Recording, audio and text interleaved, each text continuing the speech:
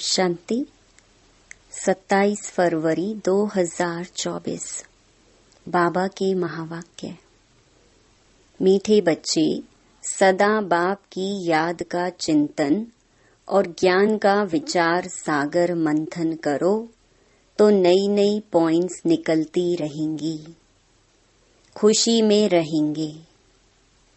प्रश्न: इस ड्रामा में सबसे बड़े से बड़ी कमाल किसकी है और क्यों?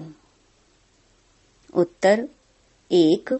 सबसे बड़ी कमाल है शिव बाबा की, क्योंकि वह तुम्हें सेकंड में परिजादा बना देते हैं। ऐसी पढ़ाई पढ़ाते हैं जिससे तुम मनुष्य से देवता बन जाते हो। दुनिया में ऐसी पढ़ाई बाप के सिवाय और कोई पढ़ा नहीं सकता। दूसरा, ज्ञान का तीसरा नेत्र दे अंधियारे से रोशनी में ले आना, ठोकर खाने से बचा देना, यह बाप का काम है। इसलिए उन जैसी कमाल का वंडरफुल कार्य कोई कर नहीं सकता। ओम शांति। रूहानी बाप रोज रोज बच्चों को समझाते हैं और बच्चे अपने को आत्मा समझ बाप से सुनते हैं। जैसे बाप गुप्त है वैसे ज्ञान भी गुप्त है। किसको भी समझ में नहीं आता है कि आत्मा क्या है, परम पिता परमात्मा क्या है। तुम बच्चों की पक्की आदत पड़ जानी चाहिए कि हम आत्मा हैं। बाप हम आत्माओं को सुनाते हैं। यह बुद्धि से समझना है और एक्ट में आना है। बाकी धंधा आदि तो करना ही है। कोई बुलाएंगे तो जरूर नाम से बुलाएंगे। नाम रूप है तब तो बोल सकते हैं, कुछ भी कर सकते हैं। सिर्फ यह पक्का करना है कि हम आत्मा हैं। महिमा सारी निराकार की है। अगर साकार में देवताओं की महिमा है तो उन्हों को भी महिमा लायक बाप ने बनाया है। महिमा लायक थे, अब फिर बाप महिमा लायक बना रहे हैं। इसलिए निराकार की ही महिमा है। विचार किया जाता है बाप की कितनी महिमा है और कितनी उनकी सर्विस है। वह समर्थ है, वह सब कुछ कर सकते हैं। हम तो बहुत थोड़ी महिमा करते हैं, महिमा तो उनकी बहुत है। मुसलमान लोग भी कहते हैं अल्लाह मियाँ ने ऐसे फरमाया। अब फरमाया किसके आगे? बच्चों के आगे फरमाते हैं जो तुम मनुष्य से देवता बनते हो। अल्लाह मियाँ ने किसके प्रति तो फरमाया होगा ना। तुम बच्चों को ही समझाते हैं जिसका कोई को पता ही नहीं। अभी तुमको पता पड़ा है, फिर यह नॉलेज ही गुम हो जाएगी। बौद्धि भी ऐसे कहेंगे, क्रिश्चियन भी ऐसे कहेंगे, परंतु क्या फरमाया था यह किसको पता ही नहीं। बाप तुम बच्चों को अल्फ और बे समझा रहे हैं। आत्मा को बाप की याद भूल नहीं सकती। आत्मा अविनाशी है तो याद भी अविनाशी रहती है, बाप भी अविनाशी है।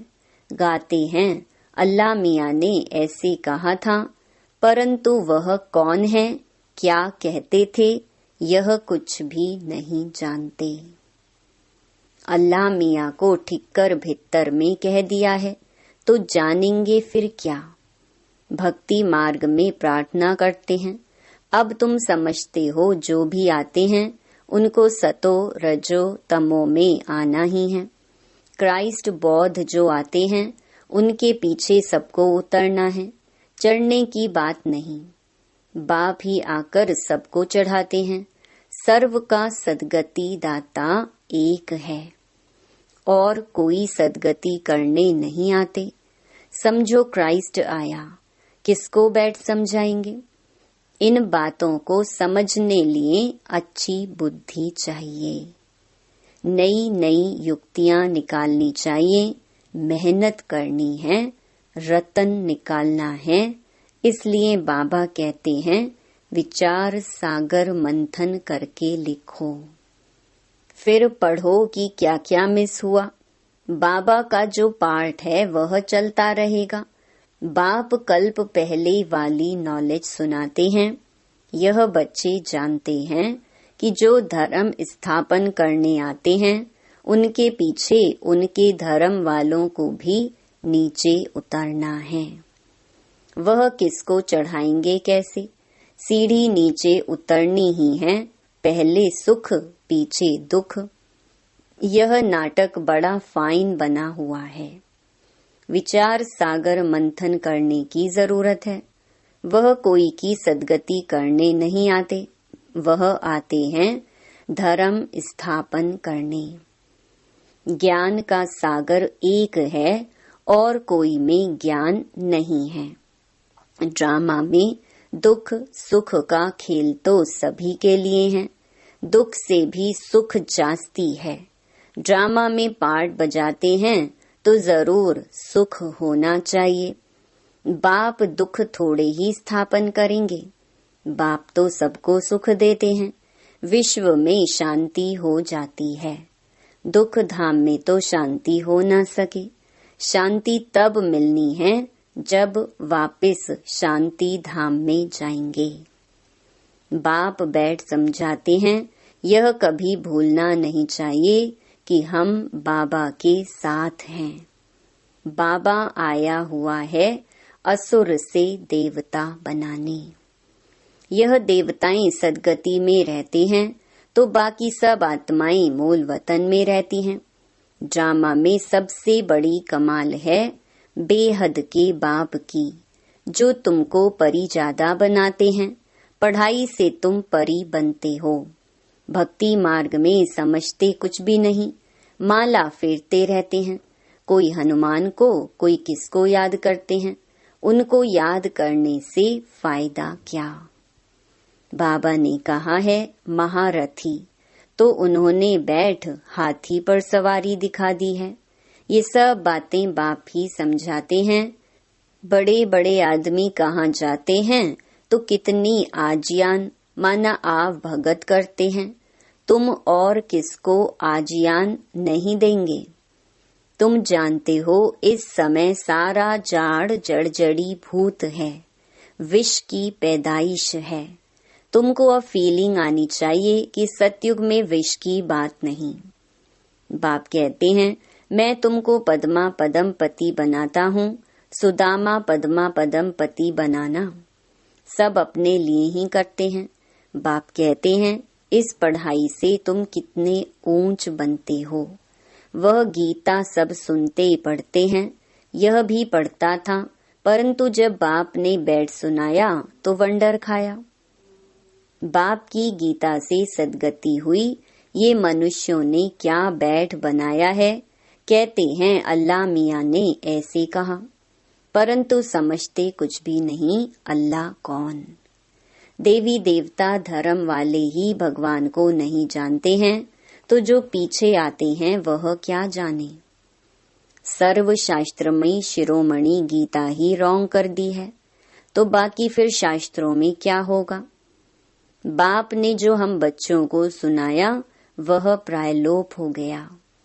अब तुम बाप से सुनकर देवता बन रहे हो। पुरानी दुनिया का हिसाब तो सबको चुकतू करना है, फिर आत्मा पवित्र बन जाती है। उनका भी कुछ हिसाब किताब होगा तो वह चुकतू होगा।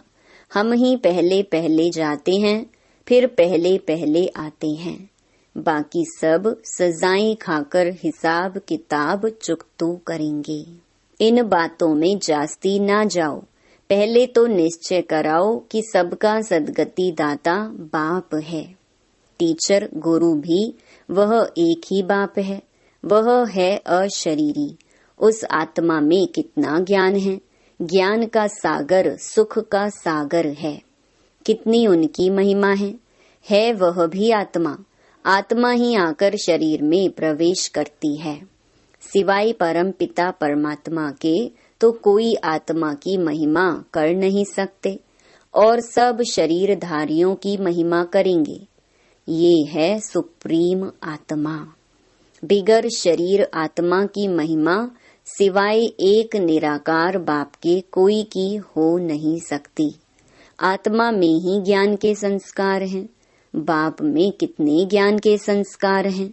प्यार का सागर, ज्ञान का सागर, क्या यह आत्मा की महिमा है? कोई मनुष्य की यह महिमा हो ना सके। श्री कृष्ण सतयुग का पहला नंबर प्रिंस है। बाप ही आकर बच्चों को वर्षा देते हैं, इसलिए उनकी महिमा गाई जाती है। शिव जयंती हीरे तुल्य है। धर्म स्थापक आते हैं, क्या करते हैं? समझो क्राइस्ट आया, उस समय क्रिश्चियन तो है नहीं, किसको क्या नॉलेज देंगे? करके कहेंगे अच्छी चलन चलो। यह तो बहुत मनुष्य समझाते रहते हैं, बाकी सदगति की नॉलेज कोई दे ना सके। उनको अपना अपना पार्ट मिला हुआ है। सतो रजो तमो में आना ही है।